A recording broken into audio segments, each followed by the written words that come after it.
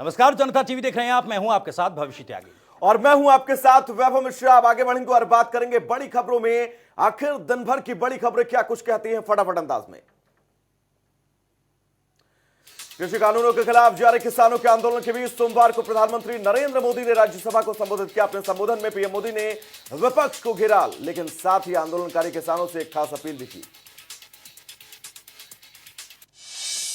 प्रधानमंत्री नरेंद्र मोदी ने कहा था कि एमएसपी है, थी और रहेगी। प्रधानमंत्री ने कहा कि किसानों को आंदोलन खत्म करना चाहिए। बुजुर्ग आंदोलन में घर बैठे हैं, उन्हें घर जाना चाहिए।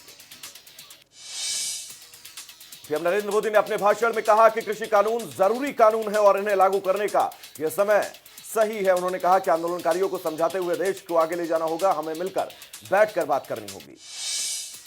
कृषि कानूनों के मसले पर प्रधानमंत्री मोदी ने कहा कि सदन में सिर्फ आंदोलन की बात हुई है, सुधारों को लेकर चर्चा नहीं की गई। प्रधानमंत्री नरेंद्र मोदी ने कहा कि जब लाल बहादुर शास्त्री जी को कृषि सुधारों का करना पड़ा, तब भी उन्हें काफी मुश्किलों का सामना करना पड़ा था। उन्होंने कहा कि किसान आंदोलन पर राजनीति हावी है। विपक्ष ने उस मुद्दे पर अचानक से यू टर्न लिया है। प्रधानमंत्री ने कहा कि मंडियों को मजबूत किया जा रहा है, साथ ही जिन 80 करोड़ लोगों को सस्ते में राशन दिया जाता है वो भी जारी रहेगा। संसद में पीएम मोदी ने कहा कि आंदोलनकारी किसानों से सरकार की बात चल रही है, कोई तनाव पैदा नहीं हुआ है। पीएम ने कहा कि आंदोलनकारियों को समझाते हुए हमें देश को आगे ले जाना होगा। बंगाल के किसानों पर बोलते हुए प्रधानमंत्री ने कहा कि बंगाल में 10 करोड़ किसानों के खातों में पैसे भेजे गए। प्रधानमंत्री ने कहा कि अगर बंगाल में राजनीति आड़े नहीं आती तो यह आंकड़ा और ज्यादा होता। पीएम मोदी ने कहा कि कुछ लोग सिख भाइयों के दिमाग में गलत चीजें भरने में लगे हैं, लेकिन यह देश हर सिख पर गर्व करता है। पीएम ने तंज कसा और कहा कि हम श्रमजीवी बुद्धिजीवी शब्दों से परिचित हैं, लेकिन मैं देख रहा हूं कि पिछले कुछ समय से इस देश में एक नई जमात पैदा हो गई है और वो है आंदोलन जीवी। यह जमात हर प्रदर्शन में मिल जाएगी। पीएम ने कहा कि मौजूदा वक्त में जिनके पास 1 हेक्टेयर से कम जमीन है वो 68% किसान है, जबकि 86% किसानों के पास 2 हेक्टेयर से भी कम जमीन है। हमें अपनी योजनाओं के केंद्र में 12 करोड़ किसानों को रखना होगा। प्रधानमंत्री नरेंद्र मोदी ने सदन में कहा कि चुनाव के वक्त कर्ज माफी की जाती है, लेकिन उससे छोटे किसानों को फायदा नहीं होता। प्रधानमंत्री ने कहा कि पिछली फसल बीमा योजना भी बड़े किसानों के लिए ही थी। पीएम मोदी ने कहा कि 2014 के बाद हमने कई परिवर्तन किए। इसी का नतीजा है कि फसल बीमा योजना के तहत किसानों को 90,000 करोड़ रुपए दिए गए। पीएम ने कहा हमने करीब 2.25 करोड़ लोगों तक किसान क्रेडिट कार्ड को पहुंचाया। करीब 70 मिनट के भाषण में प्रधानमंत्री मोदी ने कृषि कानूनों, चीन सीमा, अर्थव्यवस्था और कोरोना काल को लेकर बात की और विपक्ष पर जमकर निशाना साधा। पीएम मोदी ने कहा कि संकट के वक्त में दुनिया की नजर भारत पर है। पीएम ने अपने संबोधन के दौरान राज्यसभा में मैथिली शरण गुप्त की कविता भी पढ़ी। प्रधानमंत्री नरेंद्र मोदी के आंदोलन खत्म करने की अपील पर किसान नेता राकेश टिकैत ने अपनी प्रतिक्रिया दी। राकेश टिकैत ने कहा कि हम सरकार से चर्चा करने के लिए तैयार हैं, लेकिन सरकार को उससे पहले एमएसपी पर कानून बनाना होगा। राकेश टिकैत ने कहा कि अगर पीएम मोदी बातचीत करना चाहते हैं तो हमारा मोर्चा और कमेटी बातचीत के लिए तैयार है। राकेश टिकैत ने कहा कि एमएसपी पर कानून बने, यह किसानों के लिए फायदेमंद होगा। किसान नेता गांव-गांव जाकर किसानों से आंदोलन में शामिल होने की अपील कर रहे हैं। इसी कड़ी में सिरसा पहुंचे किसान नेता गुरनाम सिंह चढ़ूनी ने कहा कि अगर सरकार 2024 तक हमारी मांगे नहीं मानती, तब तक हमारा आंदोलन जारी रहेगा। कृषि कानून के खिलाफ किसानों का आंदोलन 75वें दिन भी जारी है। किसानों की मांग है कि सरकार तीनों कानून रद्द करे, एमएसपी पर कानून लाए। आंदोलनकारी किसानों के बीच गलत जानकारी और अफवाह फैलाने वाले ट्विटर अकाउंट के खिलाफ सरकार ने सख्त रुख अख्तियार किया। दरअसल केंद्र सरकार ने ट्विटर से भड़काऊ सामग्री फैलाने वाले 1178 पाकिस्तानी और खालिस्तानी अकाउंट्स को हटाने के लिए कहा है। इन ट्विटर अकाउंट्स के जरिए गलत सूचना फैलाने के साथ ही किसान नरसंहार जैसे हैशटैग को भी इस्तेमाल किया गया था। हालांकि इन अकाउंट्स को बैन करने की मांग को लेकर ट्विटर ने अभी तक इस पर कोई फैसला नहीं लिया है। किसानों के समर्थन में कांग्रेस सांसद राहुल गांधी राजस्थान का दौरा करेंगे। किसान आंदोलन के बीच 12 और 13 फरवरी को राजस्थान दौरे पर जा रहे राहुल गांधी किसानों के समर्थन में ट्रैक्टर का स्टीयरिंग भी थामेंगे और उन्हें संबोधित करेंगे। महाराष्ट्र सरकार ने सचिन तेंदुलकर, लता मंगेशकर, विराट कोहली सहित अन्य सितारों द्वारा किए गए ट्वीट के जांच के आदेश दिए हैं। महाराष्ट्र की महाविकास अघाड़ी सरकार यह जांच कराना चाहती है कि कहीं मोदी सरकार के दबाव में तो उन सितारों ने ट्वीट नहीं किया है। महाराष्ट्र सरकार ने यह कार्रवाई कांग्रेस की शिकायत के बाद शुरू की। कांग्रेस डेलीगेशन ने गृह मंत्री अनिल देशमुख से ऑनलाइन मुलाकात की थी। उन्होंने मांग की थी कि रिहाना के ट्वीट के बाद सचिन तेंदुलकर, लता मंगेशकर समेत कई बड़े सितारों ने जो ट्वीट किए हैं उनमें कई शब्द कॉमन हैं। कांग्रेस की तरफ से कहा गया कि इस बात की जांच करना जरूरी है कि क्या सभी ट्वीट किसी दबाव में किए गए थे या नहीं। सुनील शेट्टी ने तो अपने ट्वीट में मुंबई बीजेपी नेता हृदय जैन को टैग भी किया था। वहीं साइना नेहवाल और अक्षय कुमार का ट्वीट एकदम सेम है। बता दें कि रिहाना और ग्रेटा थनबर्ग समेत कुछ विदेशी शख्सियतों के किसान आंदोलन के समर्थन में उन्होंने ट्वीट किया था, जिसके बाद सचिन तेंदुलकर और अक्षय कुमार समेत विभिन्न हस्तियों ने सोशल मीडिया पर इंडिया टुगेदर और इंडिया अगेंस्ट प्रोपेगेंडा के साथ सरकार के रुख के समर्थन में ट्वीट किए थे। उत्तराखंड के चमोली जिले में ग्लेशियर फटने से ऋषिगंगा में आई बाढ़ से मची तबाही के बाद अब जिंदगी को बचाने की जद्दोजहद जारी है। इस बीच प्रधानमंत्री नरेंद्र मोदी, बीजेपी अध्यक्ष जेपी नड्डा और गृहमंत्री अमित शाह ने उत्तराखंड के सांसदों के साथ बातचीत की। उत्तराखंड के चमोली हादसे को लेकर उत्तराखंड पुलिस ने ताजा बयान जारी किया। पुलिस की तरफ से किए गए ट्वीट में बताया गया कि अभी तक लगभग 202 लोगों के लापता होने की सूचना है। वहीं 19 के शव अलग अलग स्थानों से बरामद किए गए। आपको बता दें कि तपोवन टनल में भी लगातार बचाव कार्य जारी है। अभी तक 100 मीटर तक टनल की सफाई हुई है और आपको यह भी बता दें यहां करीब 27 लोगों के फंसे होने की खबर है। वहीं केंद्रीय मंत्री आर के सिंह ने भी चमोली में राहत बचाव कार्य का जायजा लिया। उन्होंने कहा कि फंसे लोगों को बाहर निकालना बड़ी चुनौती है। रेस्क्यू ऑपरेशन जारी है। छत्तीसगढ़ के मुख्यमंत्री भूपेश बघेल ने कांग्रेस के पूर्व अध्यक्ष राहुल गांधी को लेकर बड़ा बयान दिया। भूपेश बघेल ने कहा, राहुल गांधी ही एकमात्र नेता हैं जो कांग्रेस अध्यक्ष पद को संभाल सकते हैं।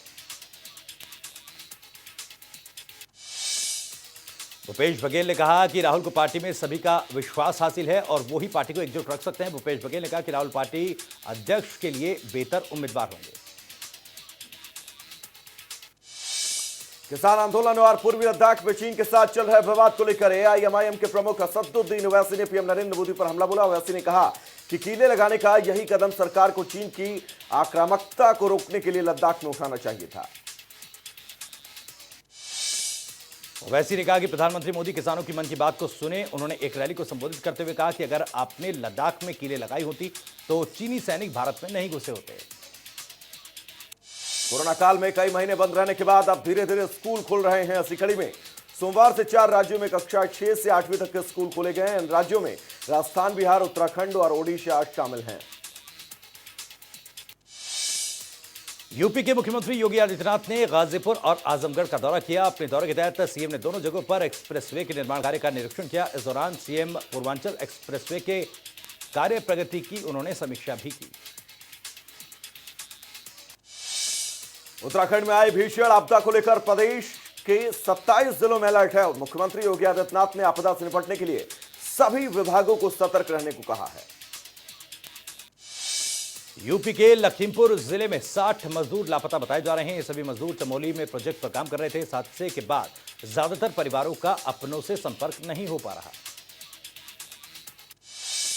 वहीं बिजनौर में भी हाई अलर्ट कर दिया गया है। गंगा किनारे बसे लोगों को पुलिस प्रशासन ने सुरक्षित स्थान पर पहुंचाया और भागुवाला से लेकर अमरोहा जिले की सीमा तक की सभी जगहों को खाली करवा दिया गया। फर्रुखाबाद में भारतीय किसान मजदूर यूनियन के पदाधिकारियों ने उप जिलाधिकारी को ज्ञापन सौंपा, जिसमें उन्होंने तीनों कृषि कानून वापस लेने की मांग की। देवरिया पुलिस ने कार्रवाई करते हुए अवैध शराब की 530 पेटियां बरामद की हैं। पुलिस ने मौके पर ट्रक को कब्जे में लेते हुए 2 युवकों को गिरफ्तार किया। वहीं बरामद शराब की कीमत 35 लाख रुपए बताई जा रही है। फर्रुखाबाद जिले के गांव अताईपुर में चोरों ने एक घर को निशाना बनाया। चोरों ने घर में रखे जेवरातों और 22,000 की नकदी पर हाथ साफ किया और मौके से फरार हो गए। हमीरपुर के इंगोहटा गांव में 3 सगे भाइयों के घर में लाखों की चोरी हुई। चोरों ने सोने चांदी के जेवरात, नकदी सहित फ्रिज, टीवी पर भी हाथ साफ किया। फर्रुखाबाद पुलिस ने कार्रवाई करते हुए 15,000 के इनामी बदमाश को गिरफ्तार किया। पुलिस ने आरोपी के पास से 315 बोर का तमंचा और जिंदा कारतूस बरामद किए। प्रयागराज में यमुना पार पुलिस की बदमाशों के साथ मुठभेड़ हुई, जिसमें पुलिस ने मुठभेड़ के बाद 2 बदमाशों को गिरफ्तार किया। पुलिस ने बदमाशों के पास से हथियार और मोटरसाइकिल बरामद की। मुजफ्फरनगर के रसूलपुर रोड पर पुलिस ने चेकिंग अभियान चलाया, जिस दौरान पुलिस की कार सवार बदमाशों से मुठभेड़ हुई, जिसमें 2 बदमाश गोली लगने से घायल हो गए। वहीं पुलिस ने बदमाशों के पास से 2 तमंचे और 5 जिंदा कारतूस बरामद किए।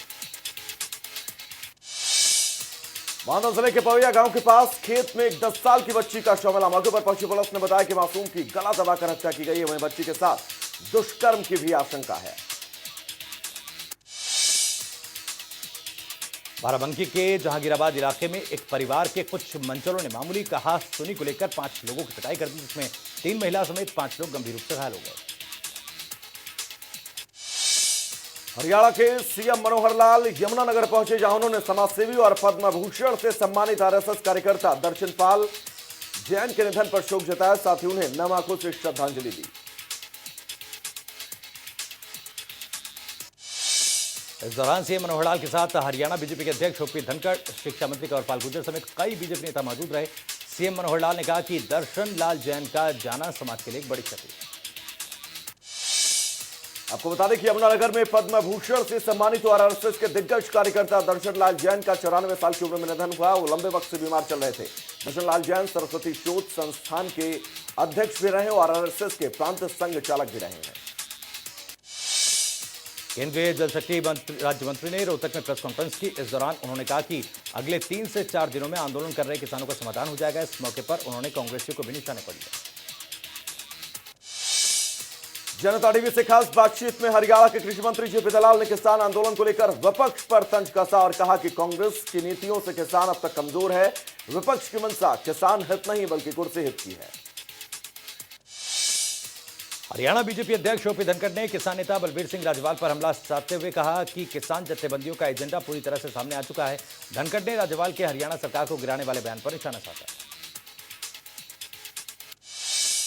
ओपी धनखड़ बोले कि किसान महापंचायत में सिर्फ राजनीति हो रही है। किसान नेताओं की राजनीतिक महत्वाकांक्षा सबके सामने। उन्होंने कहा कि हमारी खाप पंचायतें समझदार हैं, वो राजनीतिक इस्तेमाल नहीं होने देंगे। ओपी धनखड़ ने कांग्रेस पर कटाक्ष किया और कहा कि हरियाणा विधानसभा सेशन में साफ हो जाएगा कि सरकार कितनी मजबूती से खड़ी है। कांग्रेस का संदेह भी साफ हो जाएगा। जनता टीवी से खास बातचीत में सिरसा से बीजेपी सांसद सुनीता दुग्गल ने राज्यसभा में प्रधानमंत्री के संबोधन और किसान आंदोलन पर बात रखी और कहा किसानों को पीएम की अपील माननी चाहिए। किसान जो सुधार चाहते हैं वो सरकार करने के लिए तैयार है। प्रधानमंत्री की तरफ से आंदोलनजीवी शब्द को लेकर भी सुनीता दुग्गल ने प्रतिक्रिया दी और कहा कि पीएम ने यह शब्द असामाजिक तत्वों के लिए इस्तेमाल किया जो आंदोलन में एजेंडा चला रहे हैं। सुनीता दुग्गल ने कहा कि 26 जनवरी को किसान द्वारा शांतिपूर्वक प्रदर्शन किया गया, लेकिन कुछ असामाजिक तत्व लाल किले तक पहुंच गए। किसान आंदोलन को लेकर हरियाणा के पूर्व सीएम भूपेंद्र सिंह हुड्डा ने कहा कि सरकार को बातचीत कर मामले को सुलझाना चाहिए, साथ ही एमएसपी पर भी कानून बनना चाहिए। पीएम मोदी के राज्यसभा में किसान आंदोलन को लेकर दिए गए भाषण पर कांग्रेस राज्यसभा सांसद दीपेंद्र हुड्डा ने चुटकी लेते हुए कहा कि सरकार किसानों की मांगों को गंभीरता से नहीं ले रही है।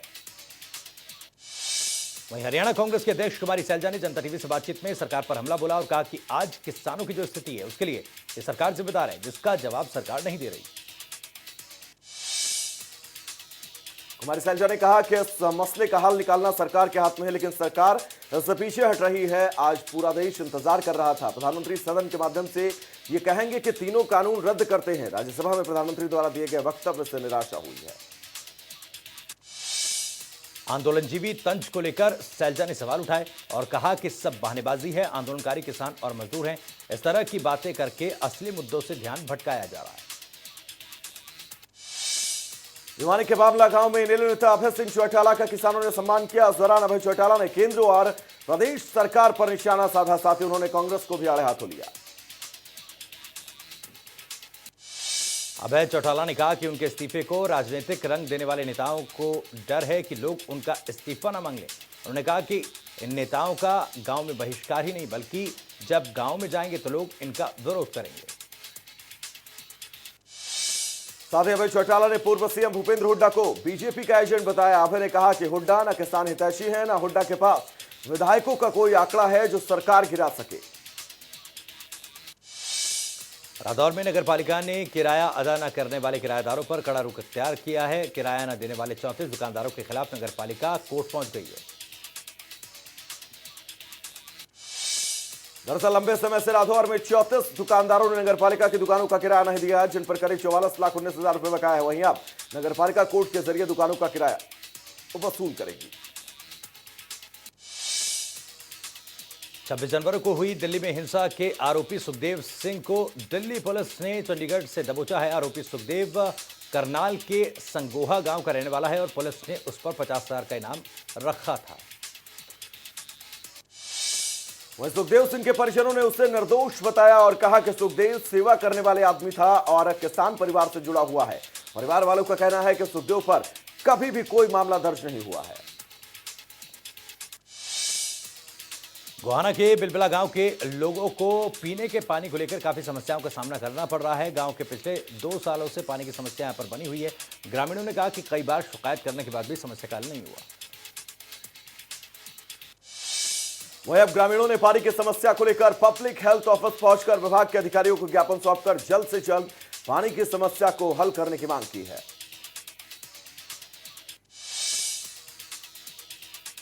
जगमग योजना के तहत पूरे अंबाला क्षेत्र में करीब 18 करोड़ रुपए की लागत से 11,592 आधुनिक स्ट्रीट लाइट लगाने का काम नगर परिषद की ओर से तेजी से किया जा रहा है। आपको बता दें कि ये सभी लाइटें पूरी तरह स्मार्ट होंगी, जिसका कंट्रोल रूम से ही पता चल जाएगा कि कौन सा लाइट खराब है। हर लाइट की जानकारी के लिए नगर परिषद के कार्यालय के बाहर कंट्रोल रूम स्थापित किए जाएंगे। सिरसा जिले को कोरोना मुक्त करने के लिए स्वास्थ्य विभाग ने मेगा ड्राइव की शुरुआत की। 12 बूथों पर 2000 कर्मचारियों को टीकाकरण का लक्ष्य तय किया गया। वहां के एसडीएम आशीष वशिष्ठ समेत पूरे स्टाफ को कोरोना वैक्सीन का टीका लगाया गया। मौके पर एसडीएम ने लोगों से अपील की कि वैक्सीन से घबराने की जरूरत नहीं है। प्रदेश में बढ़ते साइबर क्राइम के मामलों पर अंकुश लगाने के लिए करनाल रेंज के साइबर क्राइम पुलिस स्टेशन का उद्घाटन आईजी भारती अरोड़ा ने किया। भारती अरोड़ा ने कहा कि हरियाणा में लगातार साइबर क्राइम के मामलों में बढ़ोतरी हो रही है। हरियाणा सरकार ने प्रदेश में 6 साइबर क्राइम पुलिस स्टेशन खोले हैं, जिसको लेकर सोमवार को करनाल रेंज के साइबर सिटी स्टेशन का उद्घाटन किया गया ताकि जल्द से जल्द साइबर क्राइम के बढ़ते मामलों को ट्रेस किया जाए। यमुनानगर से रिश्ते को शर्मसार कर देने वाला मामला सामने आया। आपको बता दें कि एक व्यक्ति पर अपनी पत्नी से वेश्यावृत्ति कराने का आरोप लगा है। वहीं पुलिस ने मामला दर्ज कर मामले में एक शख्स को गिरफ्तार किया।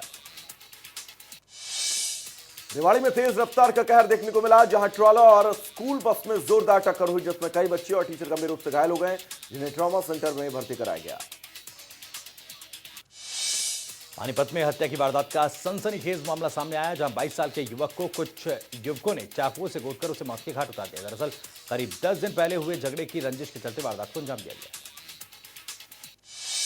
सूचना के आधार पर मौके पर पहुंची पुलिस ने शव को कब्जे में लेकर पोस्टमार्टम के लिए पानीपत के सामान्य अस्पताल भेजा है। फिलहाल परिजनों के बयानों के आधार पर एक नामजद समेत 5 व्यक्तियों के खिलाफ मामला दर्ज किया गया।